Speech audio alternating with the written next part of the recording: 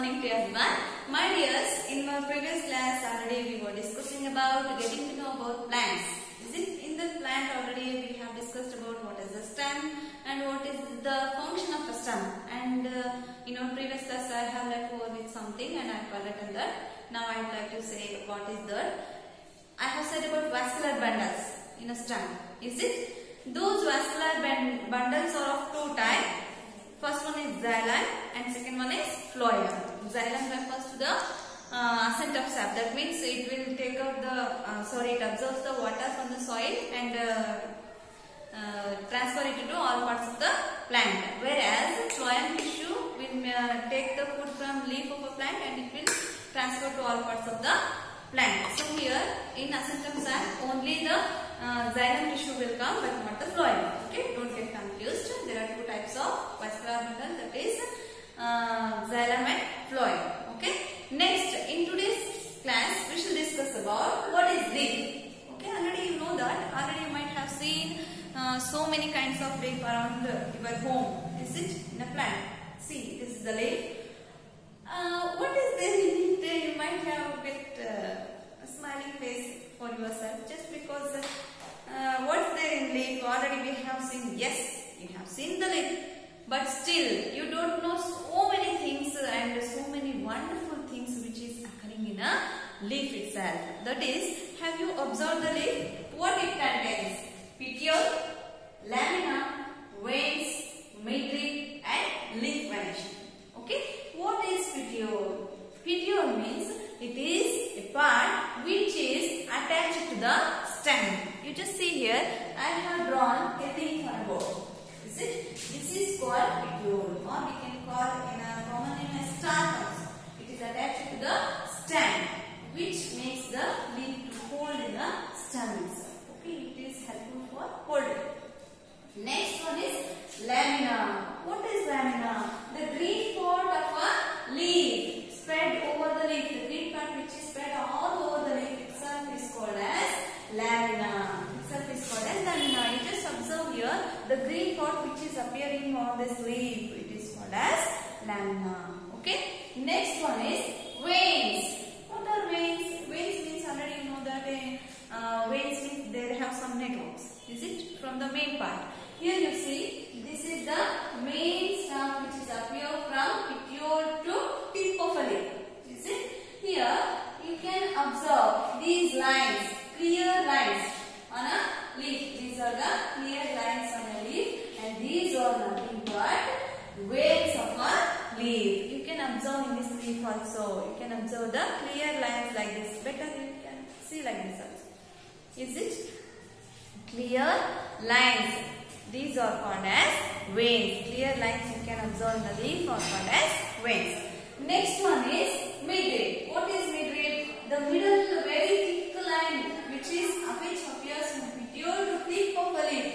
Okay, which appears from petiole to tip of a leaf. The middle thick line itself is called as midrib. Mid means middle. Rib means it is a rib cage. Means the veins will arise from that only. Okay, you just see here in the middle we can observe the midrib. It is in the middle of the leaf from the stalk to tip of a leaf. Okay, from stalk to tip of a leaf, this is called as midrib. You can observe it clearly from the back side. Okay, this is called midrib. Next one, leaf venation. What is leaf venation? Already I said you just see from the midrib the veins are arising. Is it? This is called leaf venation. But there are two types of leaf venation, that is reticulate and parallel. Reticulate and parallel. What is reticulate? Reticulate means in these kinds of leaf, the veins arise from midrib and those are not parallel to each other. They are like network. Okay, they are like a network. You just see network means like this. You can observe some of the veins which are derived from main veins. Is it? Like this. You can observe this in a leaf also. You can observe this in a leaf. If you cannot observe in this leaf, take out a leaf from your home, whichever the leaf may be. If it is this kind of leaf, then you can observe clearly the network. That itself is called as reticulate venation. Then what is parallel venation? Yes, my dears, you might have seen some grass. Is it in that the veins are very parallel? The veins are parallel in nature. For example, here the veins are reticulate, is it? But in grass, the veins are like this. If the grass is like this, the veins are like this, parallel to each other. This is called as parallel venation. You can see this is the grass. Is it? See it closely, you can observe the veins are parallel. Is it? The veins are parallel. If you cannot see here, pick grass from your surroundings and observe it clearly. You can observe reticulate as well as parallel venation in a leaf. Okay, this is all about parts of leaf. Then we shall move on to the functions of leaf. Very important function is transpiration. You know that.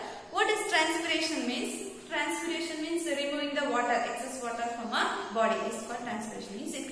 Here in plants also transpiration takes place. How it takes place means water comes out from the leaf in the form of vapor. In the form of vapor is called as transpiration. You might have observed some dew drops in the early morning. Is it? Those dew drops are nothing but a transpiration which takes place inside the plant. It will remove the excess amount of water which is present in the plant through the transpiration process. And here the stomata will help the plants to get rid of wastewater or excess amount of water from the plant body. It occurs through the leaf itself, not by the stem or any other parts of a plant. Okay, because the leaf are very exposed to the sunlight and very exposed to the atmosphere. So here the transpiration takes place inside the leaf itself. And another one more important function of a leaf is photosynthesis. Is it? Do you know what is photosynthesis? Yes, photosynthesis means preparation of photosynthesis. What is photosynthesis means? Preparation of food by the plants by the use of chlorophyll as well as sunlight, or in the presence of sunlight they will prepare their own food by using the chlorophyll. That itself is called as photosynthesis. Why we call it as photosynthesis? Yes, here photo means light, photo means light, synthesis means preparation. Synthesis means preparation. So we call it as photosynthesis. Here the food is prepared only in the presence of sunlight. So we call it as photosynthesis. Where it takes place? Exactly, it takes place in the leaf itself. Just because we know that to produce the food it needs chlorophyll, okay, which is present in the leaf itself or green parts of a plant. Why? Because chlorophyll is green in color. It is a pigment which is present in the leaf itself. Leaf are exposed to the atmosphere where they can trap the sunlight very easily and they can prepare their own food by using the sunlight and chlorophyll in the sunlight and chlorophyll, and water is absorbed through the roots and that is transferred to the leaf part, and they will prepare the food and they will send back the food to the all parts of the plant to make their for their growth. Okay, that is called as photosynthesis. And if you want to observe the food which is prepared in a plant body, how can we identify whether it is starch or not? Yes, my dears, there is one experiment for that. What we have to do is we have to take a small leaf and wash it off with the water and dip that in an iodine solution in a test tube, and double boiling process means we should take water in a beaker and put that leaf along with the iodine solution of a test tube into the boiling water and boil for some time. What happens? The chlorophyll will be removed, means the color of the leaf will get changed. It changes from green to white color.